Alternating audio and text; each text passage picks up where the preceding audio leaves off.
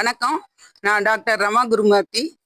Doctorate இன் astrology, வாஸ்து, numerology, gemmology, medical astrology எல்லாமே நான் specialise பண்ணியிருக்கேன். 1983 மகா ஸ்கந்த சஷ்டி சஷ்டி அன்னைக்கு 36 தரம் சஷ்டி சொல்லி வழிபாடு முடித்தேன். அன்னைக்கு ராத்திரிலேருந்து ஒரு கனவு. முருகன் என் கனவுல வருவார், ஒரு செங்கல் எடுத்து கொடுப்பார். அப்போ என் பொண்ணை நான் முதல் கர்ப்பம் 24 வயசு எனக்கு கர்ப்பமா இருந்தேன். இதே கனவு தொடர்ச்சியா வந்துட்டு இருந்தது இந்த சஷ்டி ஆரம்பிச்சதுலேருந்து. அந்த சமயத்துல எங்க அப்பா மடிப்பாக்கத்துல குமாரபவனம் கிருஷ்ணமூர்த்தி, கோமதி அப்படின்னு எங்க அப்பா அம்மா இந்த கோவில் ஐயப்பன் கோவில் எல்லாம் உருவாக்குறதுல பெரும் பங்கு வச்சுவா. அவர் ஜோசியரும் கூட. எங்க அப்பாவும் ஒரு சிறந்த ஜோதிட விற்பனர். அவர் தலைமையில நிறைய கும்பாபிஷேகங்கள் பண்ணியிருக்கார். குமாரபவனம் கிருஷ்ணமூர்த்தினா மடிப்பாக்கத்துல தெரியாதவாளே கிடையாது. அவரோட பொண்ணு தான் நான். அவர் இந்த மாதிரி வந்துட்டே இருக்கே அப்படின்னு சொல்லிட்டு பிரசவம் கர்ப்பிணி பொண்ணுக்கு இதே கனவு வருது. தினம் அதே கனவு தான் வரும்.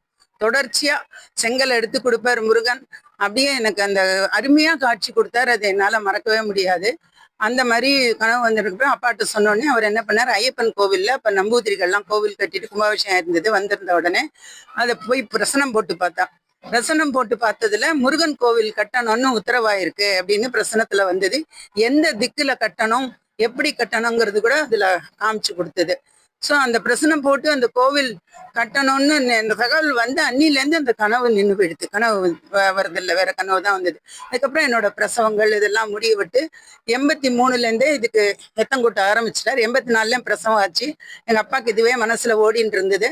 இந்த எப்படியாவது கோவில் கட்டணுன்றதுக்காக அதுக்குண்டான வேலைகள் எல்லாம் எல்லாரும், அப்பா ஜோதிடருங்கிறதுனால பல பிரமுகர்கள் எல்லாரும் அப்பாவுக்கு தெரிஞ்சவங்க இருந்தாங்க. அது மூலமா எத்தங்கூட்டி அப்பா ரிட்டையர் ஆன உடனே அந்த இடத்துல கிரவுண்டு வாங்கினார். ரிட்டையர்மெண்ட் பணத்தை போட்டு இப்ப முருகன் கோவில் இருக்கிற இடத்துல அப்பா கிரவுண்டு வாங்கி எல்லா வேலைகளையும் நிறைய சண்முகானந்த சபா அப்படின்னுட்டு ஒரு கமிட்டியை போட்டு அதுல பல மெம்பர்களை கூட சேர்த்துட்டு ஆரம்பிச்சார். அப்பா அந்த கட்டிட வேலையெல்லாம் கல்யாண கந்தசாமி கோவிலோட கட்டிட நிர்மாணங்கள்லாம் ஆரம்பிச்சு படிப்படியா ராமதாசர் அப்பாவுக்கு ரொம்ப உற்ற நெருங்கின தோழர். கருமாரியம்மன் கோவில் இது. அப்பாவோட ஜோதிடத்து மேல அவருக்கு ரொம்ப நம்பிக்கை. அதே மாதிரி காளிகாம்பாள் கோவில் பிரதான சிவாச்சாரியால் அப்பான்னா அப்படி ஒரு மதிப்பு. கும்பாபிஷேகம் வச்சு கொடுக்கறது, எம்ஜிஆருக்கு நாள் பார்த்து கொடுத்தது எல்லாமே எங்க அப்பா பண்ணியிருக்காரு. ஸ்ரீரங்கம் கோவிலுக்கு பண்ணி கொடுத்தது எல்லாமே அப்பா பண்ணியிருக்காரு. அதனால அப்பா மேல அவளுக்கெல்லாம் ரொம்ப ஒரு நம்பிக்கையும் அதீத பாசமும். ஸோ அப்பாவுக்கு இந்த கோவில் கட்டுற வேலைக்கு அவள்லாம் ரொம்ப உறுதுணையா இருந்தா. பிரமுகர்கள்லாம் இதுவா இருந்தா. அது போக இந்த கோவில் கட்டின்னு இருக்கிறச்சே அப்பா எப்போ யாருக்கோ ஒரு ஜோதிடம் சொன்னது சொல்லிட்டு மறந்து கூட போயிட்டார். தாராப்பூர்னு ஒரு இது இருந்தது, தாராப்பூர் கம்பெனி. அந்த கம்பெனியோட ஓனர் தாராப்பூர் ராமச்சந்திர ஐயருங்கிறவர் ஒரு நாள் ஃபோன் பண்ணி, கிருஷ்ணமூர்த்தி ஐயர் உங்களுக்கு என்ன வேணும்னு சொல்லுங்க, நீங்க சொன்ன டேட்டில் எனக்கு கேஸ் எல்லாம் ஜெயிச்சு கோடிக்கணக்கில் பணம் வந்துருது, உங்களோட ஃபீஸ் எவ்வளவு சொல்லுங்க அப்படின்னு கேட்டா. எங்க அப்பா சொன்னார், எனக்கு ஃபீஸ் எல்லாம் எதுவும் வேண்டாம், கல்யாண கந்தசாமி கோவில் முருகன் கோவில் கட்ட எத்தம் கூட்டியிருக்கேன், அதுக்கு எதாவது பண்ணுங்கன்னா மொத்த சிமெண்ட் மூட்டையும் அவர் அனுப்பிச்சு வச்சார். அப்ப ஸோ அந்த மாதிரி அப்பா ஜோதிடத்துக்கு பணங்களை, அப்பா நல்ல வசதியானவர். அப்பா அம்மா 2 பேரும் வேலை பார்த்தாங்க. பண கஷ்டம் கிடையாதுனால இந்த ஜோதிடத்தெல்லாம் சம்பாதிக்கணுங்கிறதுல அப்பா டெலிஃபோன்ஸ்லையும் வேலை பார்த்தா. அது அத்தனையும் அப்படியே திருப்பணிகளுக்கு, அன்னதானம், அந்த மாதிரி ஆன்மீக இதுக்கு அப்பா தன்னோட ஜோதிட வருமானத்தெல்லாம் பயன்படுத்தினார். ஸோ அப்படி உருவாகி கோவிலுக்கு எல்லாம் சிலையெல்லாம் வாங்குற அளவுக்கு எல்லாம் வந்தாச்சு. முருகர் சிலை இந்த இதெல்லாம் கொண்டு போயிடுச்சு. பிள்ளையார் சிலை ரெடியா இருக்கு அப்படின்னு சொன்னோடனே பிள்ளையார் சிலையை வாங்குறதுக்கு மகாபலிபுரம் போறாரப்பா. நிறைய பணம் கட்டிட்டு எல்லாம் போறார். பணத்தெல்லாம் வாங்கிட்டு வரைச்சு அங்க திருட்டு பையன். அங்கெல்லாம் இப்போ வனாந்திரமா இருந்தது, எதுவுமே இல்லை. இவெல்லாம் சிலைக்கு பணம் எடுத்துட்டு வந்திருக்காங்க. தெரிஞ்சிருந்து திருடர்கள் வராங்க. அப்பா உடனே கார்ல ஏறி டிக்கியில அவசரமா சுவாமிய டிக்கியில போட்டுட்டு என்ன பண்றார், நீ அவசரமா விடு அப்படின்னு சொல்லிட்டு டிரைவர்கிட்ட சொன்னோடனே டிரைவர் என்ன பண்றாரு, ஃபாஸ்டா விடுறாரு. கார் எங்க நிக்கிறதுனா அடையாறுல நின்னுடுறது. அப்ப அடையாறுல நிக்கிறச்சு அங்க ப்ரொசஷன் போயின்னு இருக்கு, ஊர்வலம். என்ன ஊர்வலம் போறதுன்னா, மகா பெரியவா வந்துன்னு இருக்கா. அந்த இடத்துல பெரியவா வரைச்சு அவருக்கு உண்டான இதெல்லாம் ஊர்வலத்துல யானை இதெல்லாம் போயிட்டு இருக்கா. அப்ப அந்த யானை என்ன பண்றது, ரோடு கிராஸ் பண்ணி டிக்கியில தட்டுறது. மகா பெரியவா வந்துன்னு இருக்கா பல்லக்குல, முன்னாடி யானை போயிட்டு இருக்கு, பக்தர்கள்லாம் போயிட்டு இருக்கா. யானை இந்த கார் கிட்ட டிக்கியை தட்டுறது. உடனே பெரியவா நிறுத்த சொல்லிட்டு டிக்கியில என்ன இருக்கு அப்படின்னு கேட்டு திறந்து காட்ட சொல்றா. இந்த மாதிரி கோவில் கட்டுறோம், அதுக்காக இது வாங்கிட்டு போயிட்டு இருக்கான்னு சொன்னேன். டிக்கியை திறந்து பெரியவா அந்த பிள்ளையாருக்கு இதெல்லாம் சொல்லி இந்த பிள்ளையாருக்கு கருணை கணபதி அப்படி பிள்ளையாரே யானையே வந்து இது பண்ணி சொன்னதுனால பண்றான்.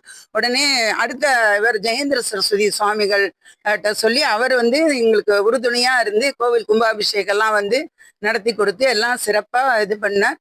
அப்ப அதுல இருந்து இந்த கோவில் ரொம்ப நல்லா நடந்துட்டு இருக்கு. இதுல நிறைய பேர் இதுவா இருந்தா இப்ப வந்து நாகராஜா குருக்கள் வந்து எடுத்துட்ட அப்புறம் ரொம்ப சிறப்பா போயின்னு இருக்கு. இப்ப இருக்கிற கமிட்டியும் எல்லாம் நல்லா பண்ணிட்டு இருக்கான். இப்ப இவாள்லாம் சிவாச்சாரியெல்லாம் சேர்ந்து ரொம்ப நல்லா பண்ணிட்டு இருக்கா. நாகராஜனோட தலைமையில இந்த கோவில் ரொம்ப நல்லா போயின்னு இருக்கு.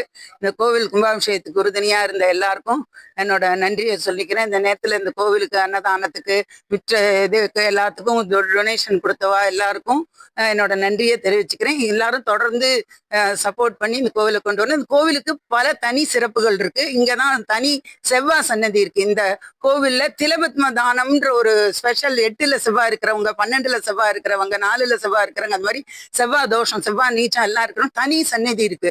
திலபத்ம தானத்துல இந்த நாகராஜ குருக்கள் எக்ஸ்பர்ட்.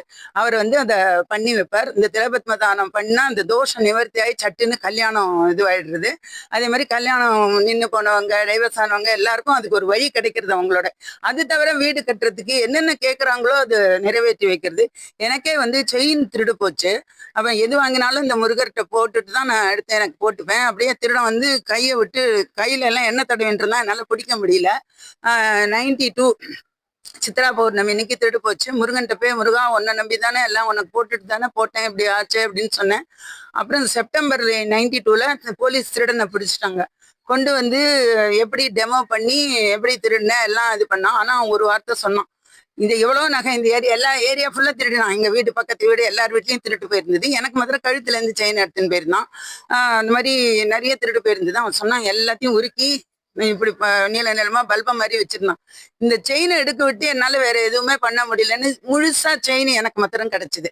ஸோ அந்த மாதிரி மறுபடியும் முருகன் கழுத்துல கொண்டு அதை போட்டுட்டு திரும்ப என் கழுத்துல அந்த செயின் வந்து முழுசா ஏறிட்டு, அது மாதிரி ஒரு ரொம்ப சக்தி வாய்ந்தவர். எது கேட்டாலும் அந்த வரம் கண்டிப்பா அந்த முருகன் கிட்ட கிடைச்சிரும். அது வந்து சர்வ நிச்சயம்.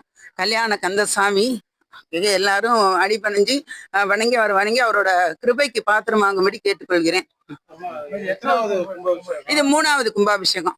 முதல் கும்பாபிஷேகம் 1987 எங்க அப்பா குமாரபவனம் கிருஷ்ணமூர்த்தி தலைமையில நடைபெற்றது. நாங்கெல்லாம் இருந்து பண்ணோம். 2வது கும்பாபிஷேகத்துக்கும் எங்க அப்பா இருந்தார். அப்ப ரொம்ப வயசாயிடுத்து. இப்ப மிச்ச கமிட்டிக்காரங்கெல்லாம் எடுத்து இது பண்ணி அவர் கூட மேடம் இருந்து எல்லாம் இது பண்ணார் அப்பாவுக்கு. இப்ப அவர் போய் 10 வருஷம் ஆறுது. இப்ப இந்த குழு தலைமையில நல்லா எல்லாம் நான் சிங்கப்பூர்ல நான் வந்து அஸ்ட்ராலஜர். என் பையன் அங்க இருக்கிறதுனால நான் அங்க போய் இருக்கிறேன். 8 மாசம் அங்க இருப்போம், 4 மாசம் இங்க வருவோம். அதை தவிர கல்யாணங்கள் இந்த மாதிரி கோவில் கும்பாபிஷேகம்னா அதுக்காக வந்திருக்கேன். இப்ப அந்த மாதிரி இது பண்றேன். இந்த கோவிலுக்கு இதெல்லாம் என்னால முடிஞ்ச பணிகளை தினமும் எங்க வீடு அந்த கோவில் பக்கத்து வீடு தான் எங்க வீடு. அதனால காத்தால எழுந்து அந்த கோவிலை தொட்ட வீடு எங்க வீடு. கோவிலை தொட்ட வீடு எங்க வீடு. கோவில் தினமும் காத்தால எழுந்து மார்கழி மாசம் ஆகட்டும் கோவில் போய் சஷ்டி சொல்லி கோலம் போட்டு எல்லாமே என்னோட இது. அங்க எல்லாருமே கோலமாமி அப்படின்னு சொல்லுவா தெரியும். அது தவிர முருகனோட அருளால மடிப்பாக்கத்துல எலெக்ஷன்ல ஜெயிச்சு எந்த கட்சியும் இல்லாம ஜெயிச்சு தனி கவுன்சிலரா நான் 5 வருஷம் பொறுப்பா இருந்திருக்கேன். மடிப்பாக்கம் எக்ஸ் கவுன்சிலர் நானுங்கிறத பெருமையா சொல்லிக்கிறேன். இதுல என்னன்னா எந்த கட்சியும் இல்லாம சுயேட்சை வேட்பாளராக இருந்து நான் ஜெயிச்சேங்கிறது எனக்கு ஒரு பெருமை. எந்த கட்சியுமே சார்ல நம்ம எங்க அப்பா பண்ணின சேவையும் எங்களோட உண்மையான உழைப்பும் நேர்மையும் முருகனோட கருணையும் எங்களுக்கு வந்து இந்த பொறுப்பு கொடுத்தது. இதெல்லாம் ஒரு பொறுப்பு தான், பதவின்னு சொல்லிக்கல. மக்களுக்கு சேவை செய்யற ஒரு பொறுப்பு எனக்கு கிடைச்சது.